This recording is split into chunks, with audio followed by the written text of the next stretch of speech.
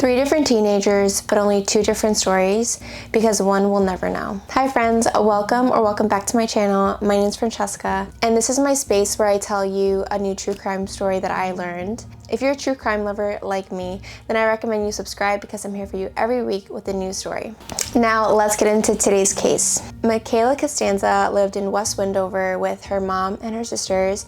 They were a Mormon family, so they practiced the Mormon faith religion, and they were super close at the time. Micaela was 16 years old, so she was in high school. A very popular girl. She loved to play sports, so she would play basketball. She was also on the track team. She was just known in the school as being very athletic and very friendly. Also, just a quick note, Micaela did have a boyfriend at the time. It was not a big part of the case, but his name was Javier and they were dating for a few months. In the same high school were Cody Patton and Tony Fratto, who were in the same high school. These two are going to be super important to our story. Micaela's parents had owned an apartment building, and Cody's parents actually were renting from them, so Micaela and Cody became super close when they were younger, and they kind of grew up together. They did have a short middle school relationship. They were very young at the time. When they were transitioning into high school, they still would talk all the time, but it kind of became a little bit more distant than usual. Cody was someone who had a very short temper, and he was someone who became aggressive very quickly. I'm not too sure if this was like part of the reason that they became a little bit more distant, but this was definitely known as one of Cody's characteristics or personality traits. As the two kind of fell off, Cody actually got into a relationship with Tony Fratto, who was a senior at the high school. Tony was also part of the Mormon faith, and she was pretty popular at school. Tony and Cody's relationship, to me, as I'm researching and reading all this, kind of felt a little bit like love bombing. Everything happened so quickly, they fell in love so fast. It was pretty much just like a teenage relationship. Even though they were both still in high school, very young, they were already making plans on marrying each other. And since Tony was part of the Mormon faith, Cody had actually even converted and also began following the same religion as her. This was so that they could get married in the temple. Cody had this dream that he wanted to join the Marines out after high school, and Tony reassured him that she would be there for him, she would support him as he chased his dream. So Cody would be kind of scary to me because he's 6'8" and he has a very short temper. So I'm sure when he gets angry, he gets very scary and aggressive in a short amount of time. One day, Cody actually gets into it with his dad, and they end up in a big fight. Cody ends up leaving his house and goes to Tony's house. He goes to tell Tony what happened, and she doesn't want to leave him out on the street with nowhere to live, so she kind of asks her parents if Cody can stay with them, and they were not fond of the idea, to be honest, but they weighed the pros and the cons, and he's a young kid, so they'd rather be able to keep an eye on him, and so they agreed, and Cody was now living with Tony and her family. Their relationship got better. The parents approved of Cody, and they even considered him part of the family. So on March 3rd of 2011, Micaela did not come home from school. She normally would get picked up from her sister, who was out of town that day, and so Micaela had planned on walking home from school. But when she didn't make it home that day, it was very strange because if she got caught up with something, she would normally text her mom or one of her sisters. This set off large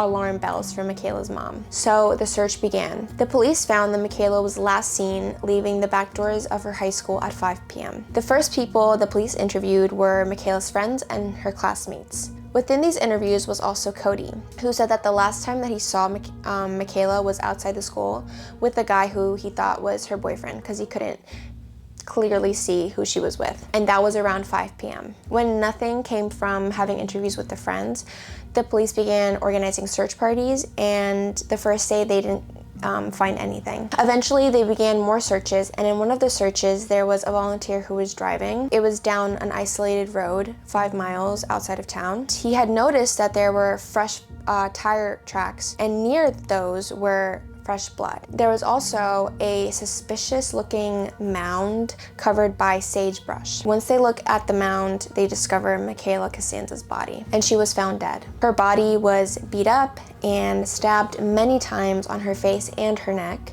She had been hit with a shovel and her throat had been cut. And one important thing to note was that Micaela's hands were zip tied, and so the police concluded that Micaela was abducted and she did not come here voluntarily. Once this was found, this led to a massive investigation, and one of the first things that the police looked into was Micaela's phone. They were looking through her phone and her message history. This is where they see a lot of phone calls between her and Cody during the time of her disappearance. This is when Cody becomes a person of interest. The police scrub through the security footage, and Micaela is seen walking out of the school, but only a few moments later, Cody is seen walking out the same door. So do you remember how Cody was interviewed by police in the beginning? In his first interview, he says that he sees Micaela with a guy, but it was in the front of the school, and they left through the back doors. Now, after Cody becomes a person of interest, they bring him in again and they start to question him. In Cody's second interview, he tells them that he has no idea who could have hurt her because everyone liked Micaela. While Cody is in the interrogation with the police,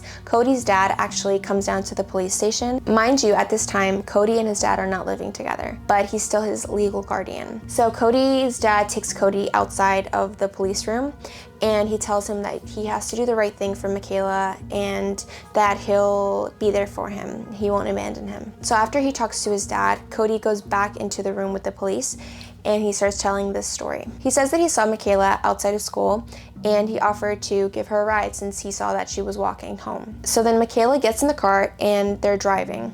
Then Micaela turns to Cody and basically makes a move on him. She tells him to break up with Tony and to get with her, basically. He says once he refuses this pass, Micaela goes crazy and they end up in the middle of the desert. Micaela and Cody both get out of the car and they continue arguing.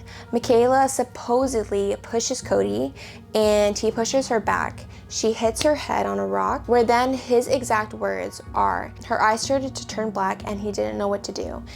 He just sat there and she started to seize and shake. Then he tells the police, and this is the craziest part, he gets a shovel and he hits her on the head again. He then gets a knife and he cuts her throat. Micaela dies and Cody starts to dig a hole. He basically digs her own grave. He buries her and then he tries to cover up his tracks by burning her belongings, which, by the way, didn't completely work. He wasn't able to burn all of her stuff. With this confession, the police get him.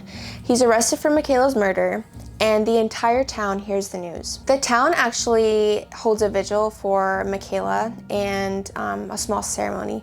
The entire community came together for Micaela and her family. But amidst all this sadness and all this craziness, Tony sticks beside Cody. Tony would visit Cody in prison. She would write to him. She would constantly call him and tell him that she misses him and that she's always going to stick beside him. Now, there were some things in Cody's story and the way Micaela was found that didn't make sense. For example, Cody says that he slit Micaela's throat once, but Micaela was found with multiple stabbings and bruises everywhere. She was also found zip-tied. There was no explanation for this from Cody. Cody is awaiting trial. He hires an attorney. Tony wants to give a statement for Cody's trial. So she goes to the attorney's office in her PJs and she tells him this story. She says that the day that Micaela went missing, she gets a text from Cody saying, "I got her." Cody picks Tony up and the three of them drive together. So Tony, Cody, and Micaela are all in the same car. She says that they had parked and in the same desert area that Cody mentioned, and she's in the car while Cody and Micaela are outside.